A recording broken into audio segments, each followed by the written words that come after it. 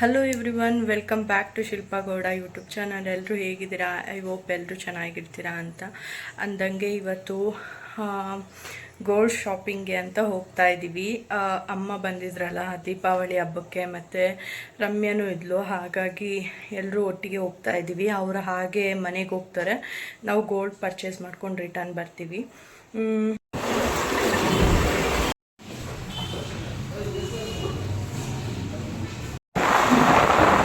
ಏನಾಯಿತು ಅಂತ ಅಂದರೆ ಅಲ್ಲಿ ಸ್ವಲ್ಪ ಮೇಕಿಂಗ್ ಚಾರ್ಜಸ್ ತುಂಬ ಜಾಸ್ತಿ ಇತ್ತು. ಸೊ ಹಾಗಾಗಿ ಬೇರೆ ಕಡೆ ಇನ್ನೊಂದೆರಡು ಕಡೆ ವಿಚಾರಿಸೋಣ, ಎಲ್ಲಿ ಚೆನ್ನಾಗಿರುತ್ತೆ ಮೇಕಿಂಗ್ ಚಾರ್ಜಸ್ಸು ಅದೆಲ್ಲ ಕಂಫರ್ಟಬಲ್ ಇರುತ್ತೆ. ಸೊ ಅಲ್ಲಿ ತಗೊಳ್ಳೋಣ ಅಂತ ಹೇಳ್ಬಿಟ್ಟು ಇವಾಗ ಬೇರೆ ಕಡೆ ಹೊರಟಿದ್ದೀವಿ.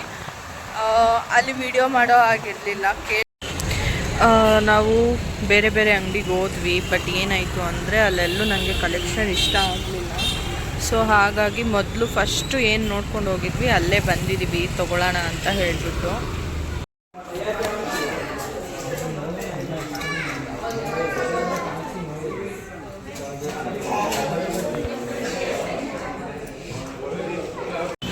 ಫೈನಲಿ ಪರ್ಚೇಸ್ ಮಾಡಿದ್ದಾಯಿತು. ಮನೆಗೆ ಹೋಗ್ಬಿಟ್ಟು ಹೇಗಿದೆ ಏನು ಅಂತ ತೋರಿಸ್ತೀನಿ.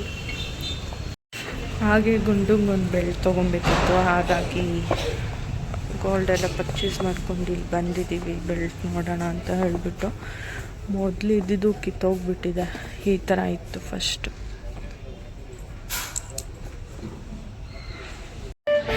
ಇದೆರಡು ತೊಗೊಂಡಿದ್ದೀವಿ. ಗುಂಡ ಏನಾದರೂ ಆಟ ಮಾಡಿದ್ರೆ ಹೇಳಿದ ಮಾತು ಕೇಳಿಲ್ಲ ಅಂದರೆ ಇದು ಸ್ಟಿಕ್ ಬೇಕಾಗುತ್ತೆ ಅಂತ. ಮನೋಜ್ ಅವರು ಗುಂಡ ಬೆಳಗ್ಗೆಯಿಂದ ಒಬ್ಬನೇ ಇದ್ದಾನೆ ಅಂತ ಹೇಳಿಬಿಟ್ಟು ಅವನಿಗೋಸ್ಕರ ಕಬಾಬ್ ಮತ್ತು ಕುಷ್ಕ ತೊಗೊಳೋದಕ್ಕೆ ಇಲ್ಲಿ ಬಂದಿದ್ದಾರೆ. ಮನೆಗೆ ಬಂದ್ವಿ. ಗುಂಡ ಅಂತೂ ಬೆಳಗ್ಗೆಯಿಂದ ಪಾಪ ಹೊಟ್ಟೆ ಹಚ್ಕೊಂಡಿದ್ದ. ಇವಾಗ ಕುಷ್ಕ ಮತ್ತು ಕಬಾಬ್ ತಂದಿದ್ವಲ್ಲ ತಿನ್ನೋಕ್ಕೆ ಅಂತ ಹೇಳಿ ಕೊಟ್ಟಿದ್ದೀವಿ. ಅವನು ತಿನ್ನೋದ್ರಲ್ಲಿ ಬ್ಯುಸಿ ಆಗಿಬಿಟ್ಟಿದ್ದಾನೆ. ಇಷ್ಟೊತ್ತವರೆಗೂ ನಾವು ಇಷ್ಟೊತ್ತೆಲ್ಲೋಗಿದ್ವಿ ಅಂತ ನಮ್ಮ ಹತ್ರ ಬಂದು ಎಗ್ರಾಡ್ಕೊಂಡು ಬೊಗಳುತ್ತಾ ಇದ್ದ. ಇವಾಗ ಕುಷ್ಕ ಕೊಟ್ಟ ತಕ್ಷಣ ಸೈಲೆಂಟಾಗಿ ತಿಂತಾ ಇದ್ದಾನೆ. ಮನೆಗೆ ಬಂದಾದಮೇಲೆ ಗುಂಡುಂಗೆ ಊಟ ಎಲ್ಲ ಹಾಕಾಯಿತು. ಮತ್ತು ನಾನು ಏನು ಗೋಲ್ಡ್ ತೊಗೊಂಬಂದಿದ್ದೀನಿ ಅಂತ ಅಂದರೆ, ನಾನೇನು ಗೋಲ್ಡ್ ಪರ್ಚೇಸ್ ಮಾಡಿದ್ದೆ ಅಂತ ಹೇಳಿದ್ರೆ ಇಯರಿಂಗ್ಸ್ನ ನಾನು ಪರ್ಚೇಸ್ ಮಾಡಿದೆ. ಅಂದರೆ ಆ್ಯಂಟಿಕ್ ಪೀಸ್ ಏನು ಬರುತ್ತೆ ಜುಮ್ಕಿ, ಅದನ್ನು ನಾನು ತೊಗೊಂಡಿದ್ದೀನಿ. ಈ ಥರ ಬರುತ್ತೆ, ಕಾಣಿಸ್ತಾ ಇದೆ ಅಂತ ಅಂದ್ಕೊಳ್ತೀನಿ ಕ್ಯಾಮ್ರಾದಲ್ಲಿ. ಲಾಸ್ಟಲ್ಲಿ ಒಂದು ಸಲ ಬ್ಯಾಕ್ ಕ್ಯಾಮ್ರಾದಲ್ಲಿ ತೋರಿಸ್ತೀನಿ ನಿಮಗೆ ಹೇಗೆ ಕಾಣಿಸ್ತಾ ಇದೆ ಅಂತ ಹೇಳಿಬಿಟ್ಟು. ಇದು ಪ್ರೈಸ್ ಬಂದುಬಿಟ್ಟು, ಒಂದು ನಿಮಿಷ ಬಿಲ್ ತೊಗೊತೀನಿ.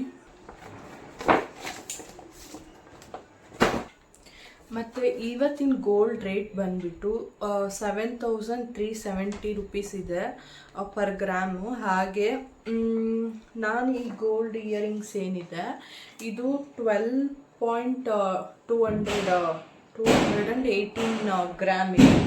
ಸೊ ಇಷ್ಟಕ್ಕೆ ನನಗೆ 1,07,000 ರುಪೀಸ್ ಆಯಿತು. ಅಂದರೆ 12,218 ಗ್ರಾಮಿಗೆ 1,07,000 ಆ ಥರ ಬಂತು. ಬಟ್ ನಾನು ಪೇ ಮಾಡಿದ್ದೆಷ್ಟು ಅಂತ ಹೇಳಿದ್ರೆ, ನನಗೆ ದೀಪಾವಳಿ ಪಾಯಿಂಟ್ಸ್ ಅಂತ ಹೇಳಿಬಿಟ್ಟು ಮತ್ತು ಸ್ವಲ್ಪ ಮೇಕಿಂಗ್ ಚಾರ್ಜಸ್ ಏನಿದೆ ಅದನ್ನು ಕಡಿಮೆ ಮಾಡಿದ್ರು. ಸೊ ಹಾಗಾಗಿ ನನಗೆ ದೀಪಾವಳಿ ಪಾಯಿಂಟ್ಸ್ ಅಂತ ಹೇಳಿಬಿಟ್ಟು 2,948 ರುಪೀಸ್, 2,948 ರೂಪಾಯಿ ಕಡಿಮೆ ಬಿತ್ತು.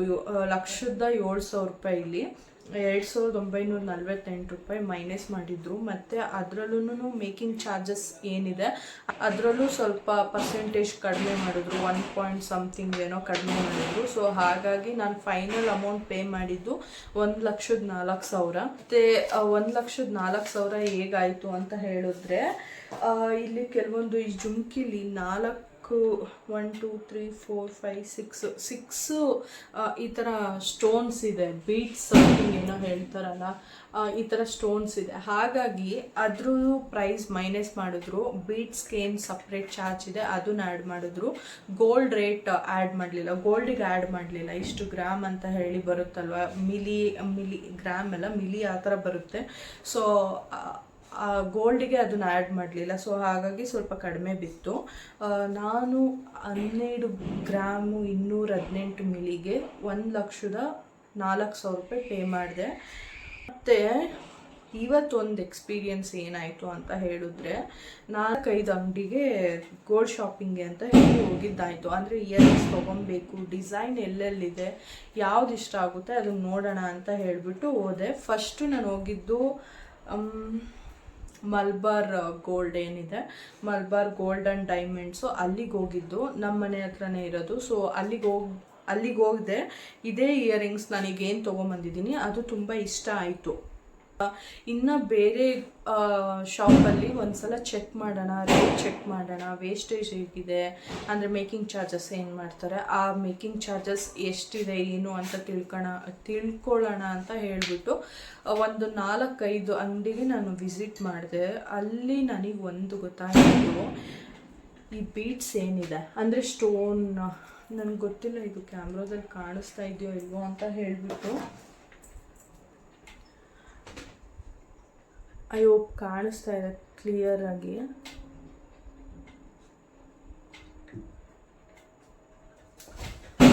ನೋಡಿ ಯಾವ ಥರ ಕಾಣಿಸ್ತಾ ಇದೆ ಅಂತ ಹೇಳಿ. ಈ ಸ್ಟೋನ್ ಏನಿದೆ, ಈ ಥರ ಸ್ಟೋನ್ಗಳು, ಈ ಥರ ಸ್ಟೋನ್ ಏನಿದೆ ಇಲ್ಲಿ ಮೇಲೆ, ಮತ್ತು ಬ್ಯಾಕ್ ಸೈಡ್ ಒಂದಿದೆ. ಗುಂಡ ಸುಮ್ಮನೆ ಇರ್ಮ ಬಿಲ್ಲು. ಈ ಥರ ಒಂದು ಬ್ಯಾಕ್ ಸೈಡು ಇದೆ. ಟೋಟಲ್ಲು 1 2 3 4 5 6 ಬೀಟ್ಸ್ ಇದೆ. ಅಂದರೆ ಸ್ಟೋನ್ ಹತ್ರ ಏನಾದರೂ ಹೇಳ್ಬೋದು, ಇದು ಬೀಟ್ಸ್ ಅಂತ ಏನು ಹೇಳಿದ್ರು, ಸ್ಟೋನ್ ಅದೇನಿದೆ. ಇದಕ್ಕೆ ಒಂದು ಅಂಗಡಿಲಿ ಅಲ್ಲಿ ಹೋಗಿ ಕೇಳಿದ್ದಕ್ಕೆ ಅವರು ಬೀಟ್ಸ್ದು ಮೈನಸ್ ಮಾಡೇ ಇರಲಿಲ್ಲ.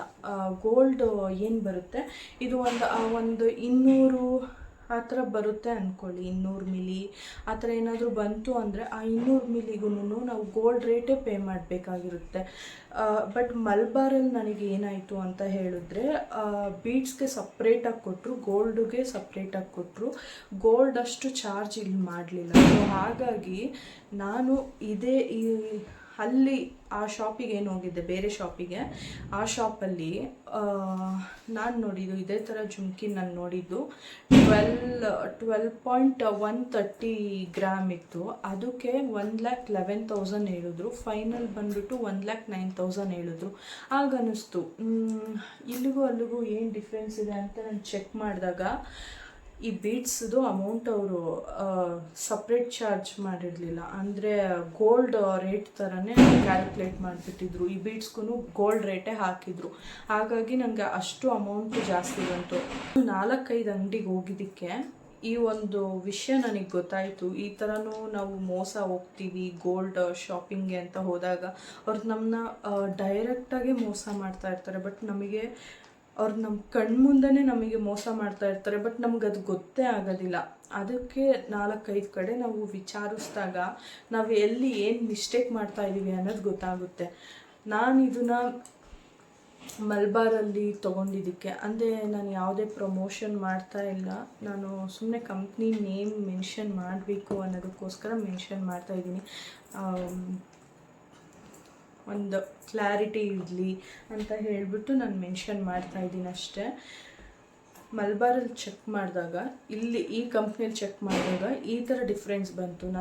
ನನಗೆ ಇಲ್ಲಿಗೂ ಅಲ್ಲಿಗೂ 5,000ವರೆಗೂ ಡಿಫ್ರೆನ್ಸ್ ಬಂತು. ಆಮೇಲೆ ಕೆಲವೊಂದು ಅಂಗಡಿಲಿ, ಅಂದರೆ ನಾನು ಏನು ಹೇಳ್ತಾ ಇದ್ದೀನಿ ಅಂತ ಹೇಳಿದ್ರೆ, ಕೆಲವೊಂದು ಅಂಗಡಿಯಲ್ಲಿ ಈ ಸ್ಟೋನ್ ಅಥವಾ ಬೀಡ್ಸ್ ಏನಿದೆ, ಇದು ಬೀಡ್ಸ್ ಅಮೌಂಟ್ನ ಗೋಲ್ಡ್ ಥರನೇ ಕನ್ಸಿಡರ್ ಮಾಡ್ತಾರೆ. ಅಮೌಂಟ್ ಬೀಡ್ಸ್ಗೆ ಸಪ್ರೇಟು ಗೋಲ್ಡ್ಗೆ ಸಪ್ರೇಟ್ ಅಂತ ಮಾಡಲ್ಲ ಕೆಲವೊಂದು ಅಂಗಡಿಲಿ ಈ ಥರ ಇದೆ.